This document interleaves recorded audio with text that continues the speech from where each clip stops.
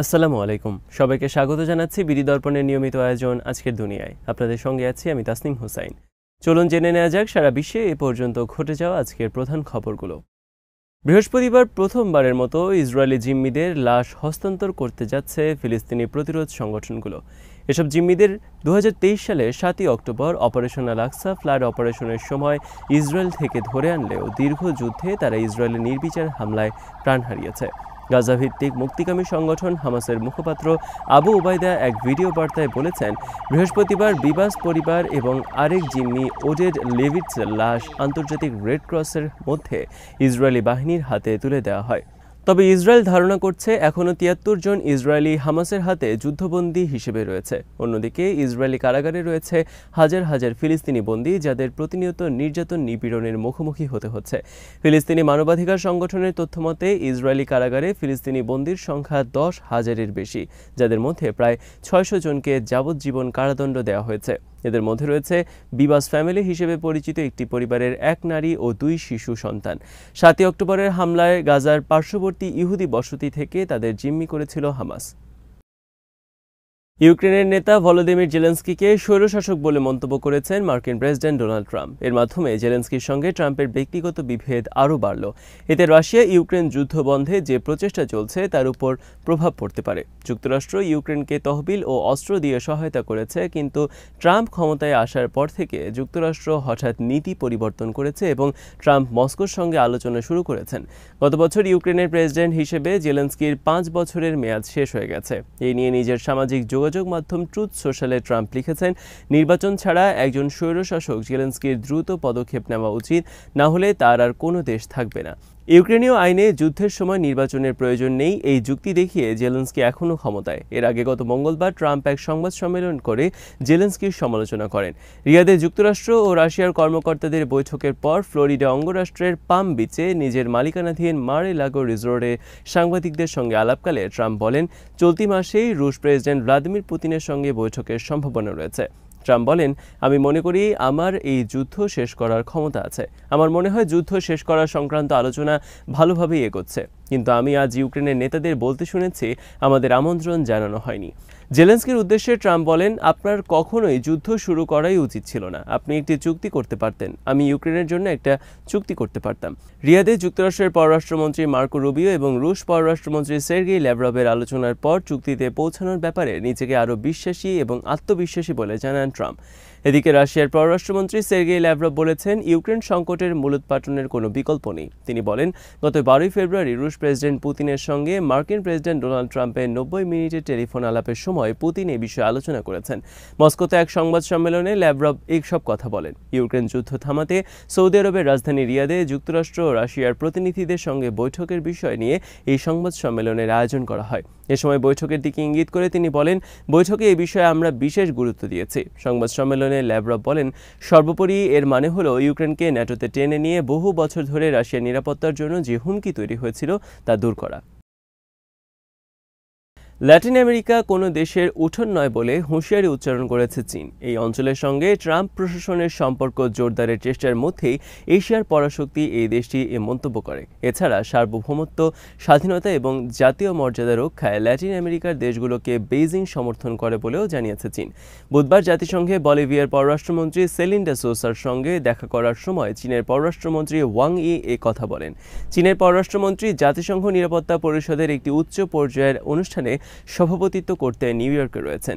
চীন নিরাপত্তা পরিষদের বর্তমান চেয়ারম্যান। বেইজিংয়ের প্রকাশিত বিবৃতি অনুসারে বলিভিয়ার পররাষ্ট্রমন্ত্রী সেলিন্ডা সোসাকে চীনের পররাষ্ট্রমন্ত্রী ওয়াং ই বলেন, ল্যাটিন আমেরিকা হলো ল্যাটিন আমেরিকান জনগণের আবাসস্থল, কোনো দেশের পেছনের উঠোন নয়। তিনি আরও বলেন, চীন তাদের সার্বভৌমত্ব, স্বাধীনতা এবং জাতীয় মর্যাদা রক্ষায় ল্যাটিন আমেরিকার দেশগুলোকে সমর্থন করে এবং বলিভিয়াকে তার বৈধ অধিকার ও স্বার্থ রক্ষায় সমর্থন করে। চীনা পররাষ্ট্রমন্ত্রীর এই বক্তব্য এমন সময়ের সামনে এলো যখন গত মাসে প্রেসিডেন্ট ডোনাল্ড ট্রাম্প দায়িত্ব নেওয়ার পরপরই নতুন মার্কিন পররাষ্ট্রমন্ত্রী মার্কো রুবিও তার দক্ষিণ আমেরিকায় প্রথম বিদেশ সফর যান। এছাড়া ট্রাম্প মেক্সিকো উপসাগরের নাম পরিবর্তন করে আমেরিকা উপসাগর করেছেন এবং পানামা খাল দখল করার হুমকি দিয়েছেন। আর এটি মধ্য আমেরিকার এই দেশকে চীনের বেল্ট অ্যান্ড রোড ইনিশিয়েটিভ থেকে প্রত্যাহার করতে অনেকটা প্ররোচিত করেছে। তবে পানামার এই সিদ্ধান্তের প্রতিবাদ জানিয়েছে বেইজিং। ওয়াং ই বলিভিয়ার পররাষ্ট্রমন্ত্রীকে বলেছেন, চীন সর্বদা ল্যাটিন আমেরিকার দেশগুলোর নির্ভরযোগ্য বন্ধু ও অংশীদার হবে। এর আগে গত মাসে অংশীদার জাতি হিসেবে ব্রিক্সকে যোগ দেয় বলিভিয়া। মূলত বছরের পর বছর ধরে বেইজিং দক্ষিণ আমেরিকার সাথে বাণিজ্য সম্পর্ক বৃদ্ধি করেছে, বিশেষ করে ব্রাজিলের সাথে। ব্রাজিল চীনের মতোই ব্রিক্স ব্লকের আরেক প্রতিষ্ঠাতা দেশ এবং এই অঞ্চলে চীনের বৃহত্তম বাণিজ্য অংশীদার হয়ে উঠেছে। গত বছর পেরু সফরের সময় চীনের প্রেসিডেন্ট শি জিনপিং দক্ষিণ আমেরিকার এই দেশটিতে প্রথম বেইজিং অর্থায়নকৃত চ্যাংকে বন্দর উদ্বোধন করেছিলেন।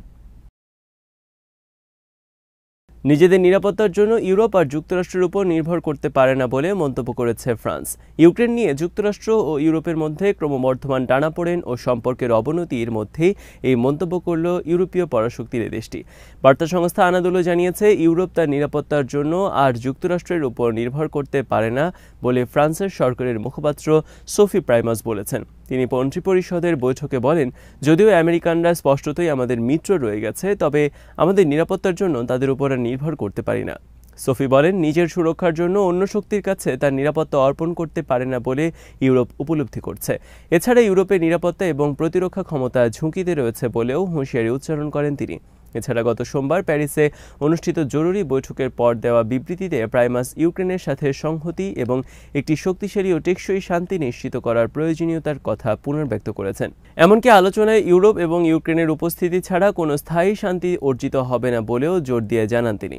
মূলত মার্কিন প্রেসিডেন্ট ডোনাল্ড ট্রাম্প ইউরোপীয়দের অংশগ্রহণ ছাড়াই ইউক্রেন শান্তি আলোচনার বিষয়ে রাশিয়ার প্রেসিডেন্ট ভ্লাদিমির পুতিনের সাথে সরাসরি আলোচনা শুরু করার পর এই মাসে মার্কিন ইউরোপীয় সম্পর্কের অবনতি ঘটেছে।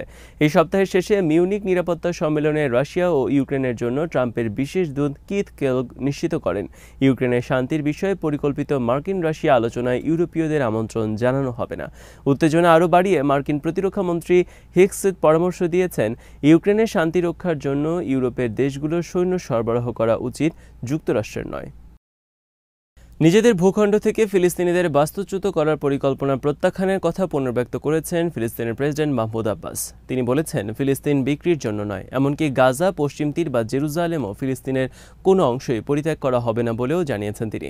ফিলিস্তিনি বার্তা সংস্থা ওয়াফা জানিয়েছে, কেন্দ্রীয় পশ্চিম তীরের রামাল্লায় ফাতার কেন্দ্রীয় কমিটির একটি সভার উদ্বোধনী বক্তৃতার সময় প্রেসিডেন্ট এসব কথা বলেন। শনিবার শেষ হওয়া আদ্দিস আবাবায় আফ্রিকান ইউনিয়নের শীর্ষ সম্মেলনে তার অংশগ্রহণের কথা উল্লেখ করে এদিন আব্বাস বলেন, তিনি ফিলিস্তিনি জনগণকে বাস্তুচ্যুত করার যে কোনো প্রচেষ্টার বিরুদ্ধে ফিলিস্তিনের দৃঢ় অবস্থান পুনর্ব্যক্ত করেছেন। তিনি জোর দিয়ে বলেন, ফিলিস্তিন বিক্রির জন্য নয়। ফিলিস্তিনের দৃঢ় অবস্থানের কথা পুনর্ব্যক্ত করে গাজা, পশ্চিম তীর বা জেরুজালেম সহ ফিলিস্তিন ভূখণ্ডের কোনো অংশই ছেড়ে দেওয়া হবে না বলেও জোর দেন তিনি। এছাড়া প্রেসিডেন্ট আব্বাস এদিন ফিলিস্তিনি সংকটের রাজনৈতিক সমাধানের ভিত্তি হিসেবে আন্তর্জাতিক বৈধতা এবং আরব শান্তি উদ্যোগকে মেনে চলার গুরুত্বের উপরও জোর দিয়েছেন। 2002 সালে বৈরুতে আরব লীগের শীর্ষ সম্মেলনে গৃহীত আরব শান্তি উদ্যোগে 1967 সালে সীমানার মধ্যে একটি স্বীকৃত ফিলিস্তিনি রাষ্ট্র প্রতিষ্ঠার আহ্বান জানানো হয়েছে।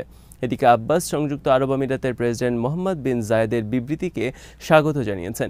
বুধবার মার্কিন পররাষ্ট্রমন্ত্রী মার্কো রুবিওর সাথে তার সাক্ষাতের সময় তিনি ফিলিস্তিনি জনগণকে বাস্তুচ্যুত করা যে কোনো প্রচেষ্টাকে তার দেশে দৃঢ় প্রত্যাখ্যানের কথা পুনর্নিশ্চিত করেছেন। আজ এখানেই শেষ করছি। সবাই ভালো থাকুন, সুস্থ থাকুন আর দেখতে থাকুন বিডি দর্পণ। চ্যানেলটি ভালো লাগলে সাবস্ক্রাইব করুন, সংযুক্ত থাকুন আমাদের ফেসবুক পেজে। আল্লাহ হাফেজ।